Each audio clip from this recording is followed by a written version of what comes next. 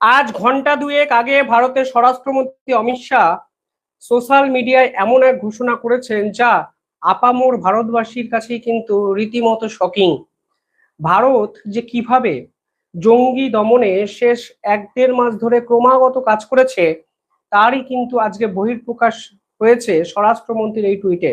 এবং নিঃসন্দেহে আমাদের প্রতিবেশী পার্শ্ববর্তী দুই রাষ্ট্র ভারতের এই ঘোষণায় কিন্তু রীতিমতো রীতিমতো বিপজ্জনক জায়গায় চলে গেল। কারণ তারা দিনের পর দিন যেভাবে ভারতকে অশান্ত করার ছক করেছিল, আজকে ভারত কিন্তু সেই পুরো নেটওয়ার্কটাকে সম্পূর্ণভাবে ধ্বংস করে দিয়েছে। ভারতের পক্ষ থেকে কি ঘোষণা করে দেওয়া হয়েছে?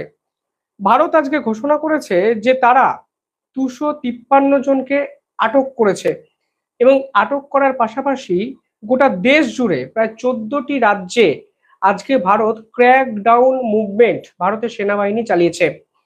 সে ক্র্যাকডাউন মুভমেন্ট মানে কি? নির্দিষ্ট একটি গোষ্ঠী যারা পাকিস্তান থেকে সুপারি নিয়ে ভারতকে অশান্ত করার ছক করেছিল এবং ভারতে বৃহত্তর নাশকতার হামলা ঘটানোর পরিকল্পনা করছিল, সেই গ্যাংয়ের সঙ্গে জড়িত 253 জনকে আটক করেছে ভারতের সেনাবাহিনী। এবং আজকে কোন রাজ্য থেকে কতজনকে গ্রেফতার করা হয়েছে সেই সংখ্যাও কিন্তু অফিসিয়ালি ভারতের পক্ষ থেকে প্রকাশ করা হয়েছে। অর্থাৎ ভারত গোপনে অত্যন্ত তৎপরতার সঙ্গে ইনপুট গুলোকে কালেক্ট করে এই বৃহত্তর নেটওয়ার্ককে চুরমার করে দিয়েছে। তা ভারতের এই ঘোষণায় কিন্তু স্পষ্ট হয়ে গেছে। এবং এই খবর যখন প্রকাশ করা হয় ভারতের পক্ষ থেকে, আন্তর্জাতিক একাধিক রাষ্ট্রের মিডিয়া সেটা কিন্তু প্রচারও করেছে। ফলে যারা দিনের পর দিন পাকিস্তানকে সমর্থন করেছে, দিনের পর দিন পাকিস্তানের জঙ্গি নেটওয়ার্কের পিছনে অর্থ দিয়ে মদত করেছে, আজকে তারাও ভারতের এই কৃতিত্বকে অগ্রাহ্য করতে পারছে না। ভারতের স্বরাষ্ট্র মন্ত্রক জানিয়েছে যে 14টি স্টেট এই পুরো ঘটনার সঙ্গে ইনভলভ হয়ে গেছিল।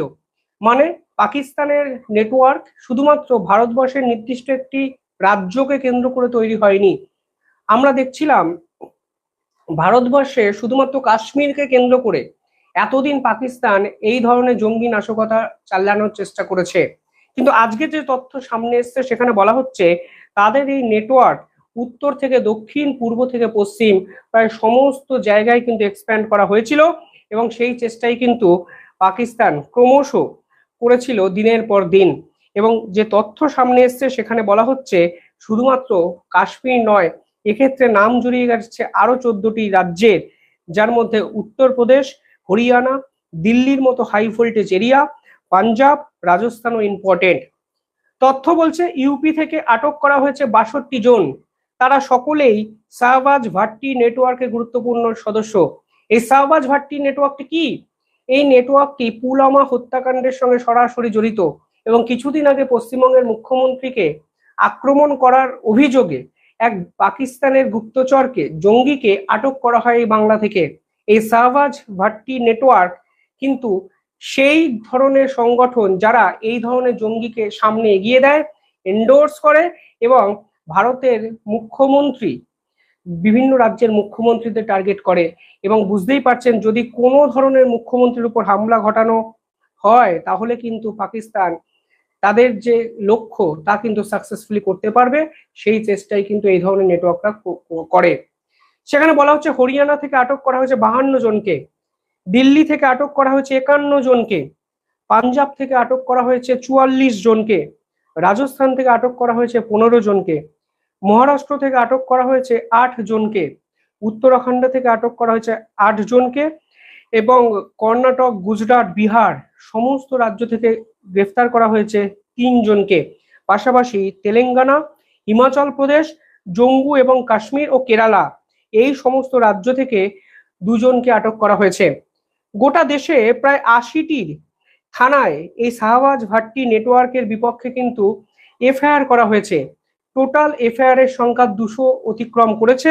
এবং এবার ভারতের স্বরাষ্ট্র মন্ত্রক অত্যন্ত তৎপরতার সঙ্গে বিভিন্ন রাজ্যের এই ধরনের জঙ্গি নেটওয়ার্ক তাদেরকে কিন্তু সমূলে উৎপাটন করার জন্য ঝাঁপিয়েছিল, যার ফলে প্রায় 253 জনকে তারা কিন্তু অ্যাটাক করেছে, আক্রমণ করেছে এবং নিজেদের হেফাজতে নিয়ে নিয়েছে। এবং তারা সকলেই আইএসআই ব্যাকড শাহবাজ ভাট্টি নেটওয়ার্কের সদস্য। আইএসআই ব্যাক্ট মানে বুঝতে তো পারছেন, পাকিস্তানের গুপ্তচর সংস্থা আইএসআই এদেরকে দিনের পর দিন অর্থ ও অস্ত্র দিয়ে ভারতকে অশান্ত করার কাজে কিন্তু লাগাতো। যে তথ্য আরো সামনে আসছে সেখানে বলা হচ্ছে এরা প্রায় 200টির বেশি অপারেশন সংগঠিত করার চেষ্টা করেছে ভারতের বিস্তীর্ণ জায়গায়।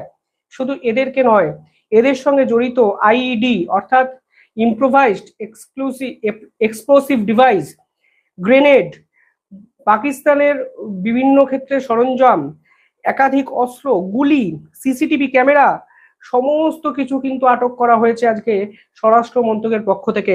বলা হচ্ছে এই ধরনের ক্যামেরাকে কাজে লাগিয়ে গুপ্তচর ভিত্তি করতো এই ধরনের নেটওয়ার্ক।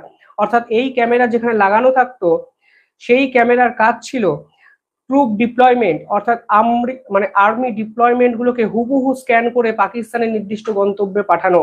অর্থাৎ ভারত সাম্প্রতিক সময়ে সব থেকে বড় জঙ্গি দমন অপারেশনটি চালালো, যার ফলে হাতে নাতে পাকড়াও হলো 253 জন। এবার পাকিস্তান হঠাৎ করে এই ধরনের জিনিস কেন করছে? দেখুন, এখানে প্রেক্ষাপটটা বোঝা খুব ইম্পর্টেন্ট। পাকিস্তান ক্রমাগত ভারতকে কেন টার্গেট করছে? কারণটা খুব সহজ। দেখুন, পাকিস্তানের অবস্থা অত্যন্ত শোচনীয়। পাকিস্তান নামক রাষ্ট্রটি কার্যত চলছে ইন্টারন্যাশনাল ফান্ডিং এ। তারা বিভিন্ন সংগঠন থেকে লোন নেয়, ঋণ নেয়, সেই টাকা দেশের সাধারণ মানুষের নামে খরচ করার নামে তারা সেনাবাহিনী খাতে খরচ করে, এবং সেনাবাহিনী কি করে সেই টাকাকে ঘুর পথে এই শাহবাজ ভাট্টি নেটওয়ার্কের মতো সংগঠনকে হস্তান্তর করে। এদের একটাই লক্ষ্য যে ভারতকে অশান্ত করো, তাহলেই পাকিস্তানের সাধারণ মানুষের আবেগে সুড়সুড়ি দেওয়া যাবে এবং তারাই এরপর পাকিস্তানের সরকারকে ফের নির্বাচিত করবে, মুনিরের নামে জয়ধ্বনি দেবে। আসলে পাকিস্তান এই প্লটটি ইচ্ছাকৃত ক্রমাগত কিন্তু ভারতের বিপক্ষে সাজানোর চেষ্টা করেছে। তবে আজকে ভারতের গোয়েন্দারা বুঝে দিল যে তোমরা যদি ডালে ডালে চলো, আমরাও পাতায় পাতায় চলতে পারি। কোনো অবস্থাতেই ভারতের সিকিউরিটিকে দুর্বল ভাবার কোনো কারণ নেই। যদি ভারতের সিকিউরিটিকে দুর্বল ভাবো তাহলে আমরা আরো শক্তিশালী হয়ে তোমাদের বিপক্ষে ঝাঁপাতে পারি, এবং সেটাই কিন্তু আজকে ভারত সরকারের পক্ষ থেকে করা হলো। পাকিস্তানের আভ্যন্তরীণ পলিটিক্সটা কিরকম? বর্তমানে বালুচিস্তান লিবারেশন আর্মি, যার ভয়ে পাকিস্তানের সেনাবাহিনীরা পদত্যাগ করছে। দেশের আভ্যন্তরীণ অন্য প্রান্তে টিটিপি, তেহরিকে তালিবান, যারা ক্রমাগত সেনা ক্যাম্পগুলোকে আক্রমণ করছে। পিওকেতে স্বাধীনতার আন্দোলন চলছে। পিওকেতে দিনের পর দিন আন্দোলন চলছে, যেই আন্দোলনের অভিমুখ পাকিস্তান সেনাবাহিনী। তারা স্বাধীন হতে চাইছে। সিন্ধ প্রদেশের আন্দোলন থেকে পাকিস্তানের একাধিক সাধারণ মানুষ পরিষ্কার আন্তর্জাতিক যে সংগঠন আছে তাদের কাছে দাবি করছে যে তাদেরকে যেন স্বাধীনতার স্বীকৃতি দেওয়া হয়। এবং ডুরান্স লাইনে আফগানিস্তান, যারা ক্রমাগত পাকিস্তান সেনাবাহিনীকে চাপে রেখেছে।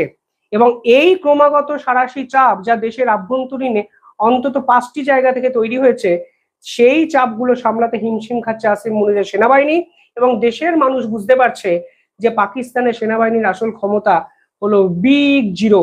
পাশাপাশি দেশের ইন্টারনাল পলিসিতে ইমরান খানের সমর্থকরা ক্রমাগত আন্দোলন করছে, কারণ তাদের আশঙ্কা হচ্ছে ইমরান খানকে নাকি সেনাবাহিনী জেলের আভ্যন্তরীণ সীমায় মেরে দিয়েছে।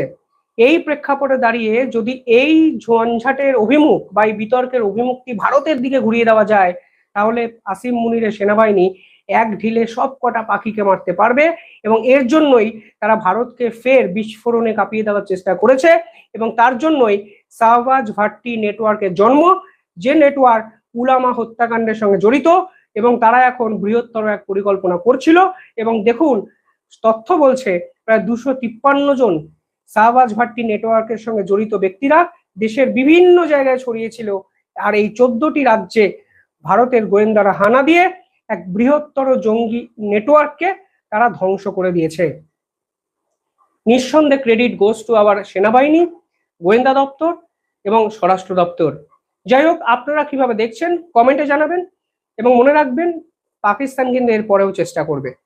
ভাববেন না সবকিছু শেষ হয়ে গেল রাতারাতি। পাকিস্তান এর পরেও চেষ্টা করবে, ভারত সরকার এর পরেও পাকিস্তানকে যেখানে পাবে সেখানেই ধ্বংস করবে।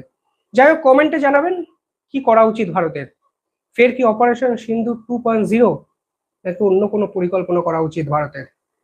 জানাবেন আর দেখতে থাকুন দ্য ইন্ডিপেন্ডেন্ট বেঙ্গল।